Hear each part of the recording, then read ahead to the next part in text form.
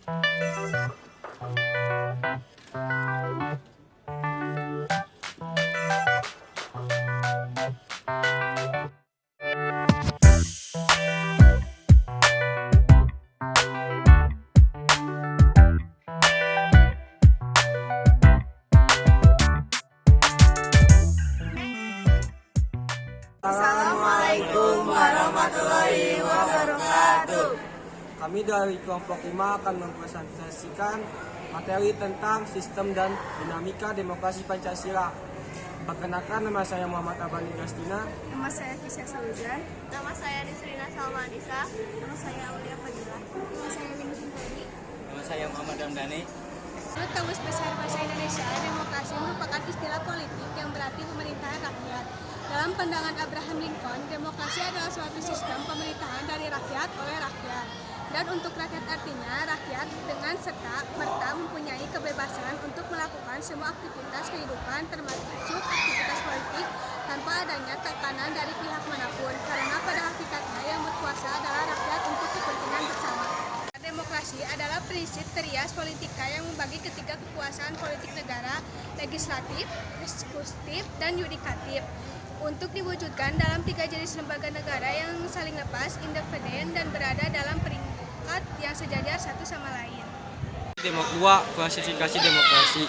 Klasifikasi demokrasi berikut ini dibeberkan beberapa macam bentuk demokrasi. Berdasarkan titik berat perhatiannya, demokrasi dapat dibedakan ke dalam 3 bentuk.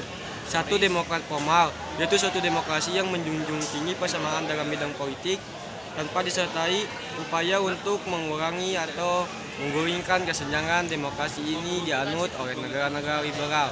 2. Demokrasi material, yaitu demokrasi dititik beratkan pada upaya menghilangkan perbedaan dalam bidang ekonomi, sedangkan dalam bidang politik kurang perhatian. Demokrasi ini dianut oleh negara-negara komunis. 3. Demokrasi gabungan, yaitu bentuk demokrasi yang mengambil kebaikan serta menabung keburukan dari bentuk demokrasi formal dan material. Bentuk demokrasi ini dianut oleh negara-negara non-blok. Selanjutnya ada berdasarkan ideologi. Berdasarkan ideologi yang menjadi landasannya, demokrasi dapat dibedakan ke dalam 2 bentuk.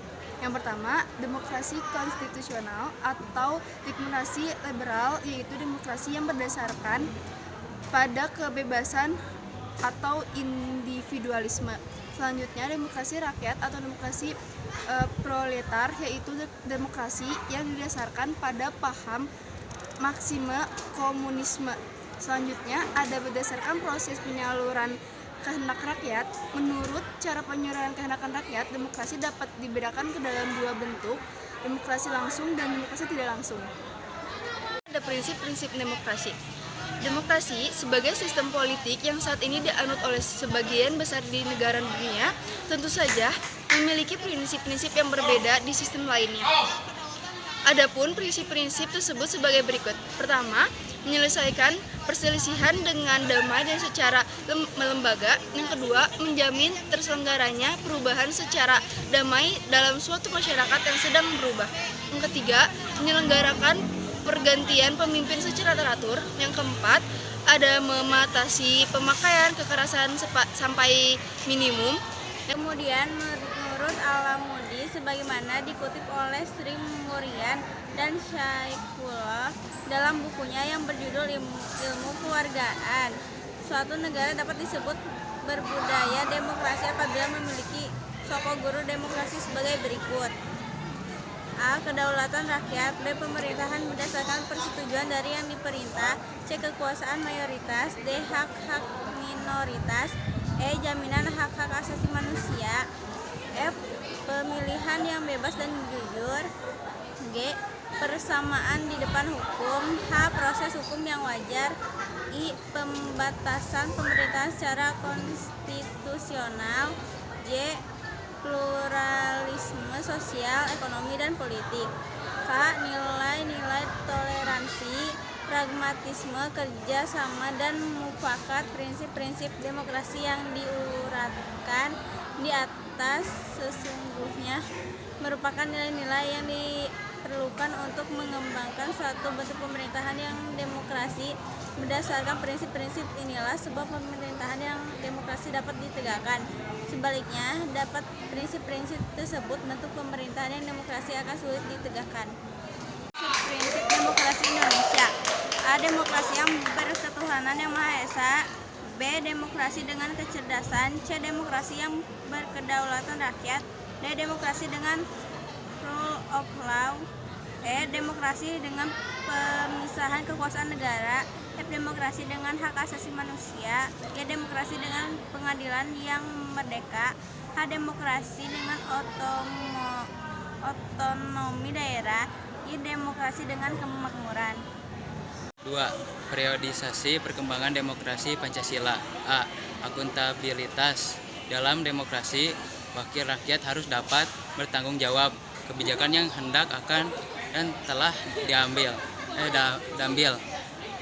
Wakil rakyat juga harus mempertanggungjawabkan ucapan atau kata-kata serta perilaku di hadapan Tuhan Yang Maha Esa dan rakyat yang memimpinnya. B. Rotasi kekuasaan. Rotasi kekuasaan harus ada dalam sistem demokrasi. Rotasi kekuasaan harus dilaksanakan secara periodik sehingga tidak terjadi penyalahgunaan kekuasaan. Pengalaman berharga telah ditorehkan oleh rezim Orde Baru pemerintah yang terlalu lama cenderung korup dan menyelenggarakan rakyat. Oleh karena itu, rotasi kekuasaan harus dilakukan. C. Rekrutmen politik yang terbuka. Politik merupakan salah satu alat memperoleh kekuasaan wakil rakyat disung oleh berbagai partai politik.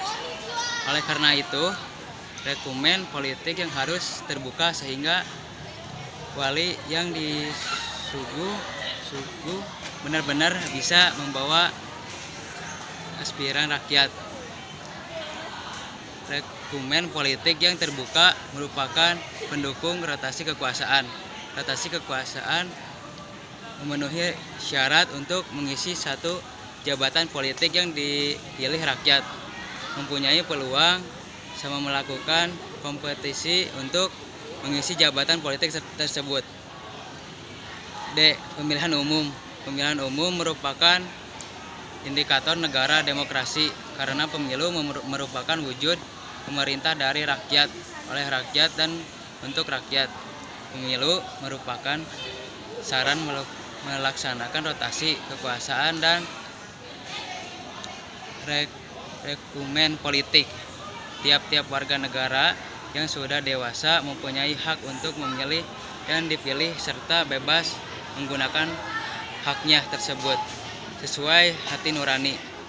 Mereka berhak menentukan partai atau calon yang akan mereka dukung tanpa ancaman dan paksaan dari orang lain. Pemilihan juga bebas mengikuti aktivitas pemilihan seperti kampanye dan penghitungan suara. E. Penemuan hak-hak dasar. Manusia memiliki hak dasar yang dijamin oleh undang-undang. Dalam negara demokratis, setiap warga negara dapat memiliki hak-hak dasar mereka secara bebas, seperti hak untuk menyatakan pendapat tersebut dan berkumpul serta menikmati pers yang bebas. Adapun beberapa pelaksanaan demokrasi sebagai berikut. A. Pelaksanaan demokrasi di Indonesia pada periode 1945 sampai 1949. B. Pelaksanaan demokrasi di Indonesia pada periode 1949 sampai 1959. C. Pelaksanaan demokrasi di Indonesia pada periode 1959 sampai 1965. D. Pelaksanaan demokrasi di Indonesia pada periode 1965 sampai 1998. E. Pelaksanaan demokrasi di Indonesia pada periode 1998 sampai sekarang. 1. Pentingnya terciptanya kehidupan yang demokratis. Pada hakikatnya, sebuah negara dapat disebut negara yang demokratis apabila di dalam pemerintahan tersebut rakyat memiliki persamaan di depan hukum, memiliki kesempatan untuk berpartisipasi dalam pembuatan keputusan. Adapun makna-makna di dalam membangun kehidupan yang demokratis di Indonesia. A. Persamaan kedudukan di muka hukum. B. Partisipasi dalam pembuatan keputusan. C. Distribusi pendapatan secara adil. D. Kebebasan yang bertanggung jawab. Perilaku yang mendukung tegaknya nilai-nilai demokrasi tidak mungkin terwujud jika tidak didukung oleh masyarakatnya. Pada dasarnya, tumbuhnya budaya demokrasi disebabkan karena rakyat tidak senang dengan tindakan yang sewenang-wenang, baik dari pihak penguasa maupun dari rakyat sendiri. Selanjutnya, adapun prinsip untuk menjalankan kehidupan demokratis: A. Membiasakan diri untuk berbuat sesuai dengan aturan main atau hukum yang berlaku. 2. Membiasakan diri untuk bertindak demokratis dalam segala hal. C. Membiasakan untuk menyelesaikan persoalan dengan masyarakat. D. Membiasakan diri untuk mengadakan perubahan secara damai, tidak dengan kekerasan. E. Membiasakan diri untuk memilih pemimpin melalui cara-cara yang demokratis. F. Menuntut hak setelah melaksanakan kewajiban.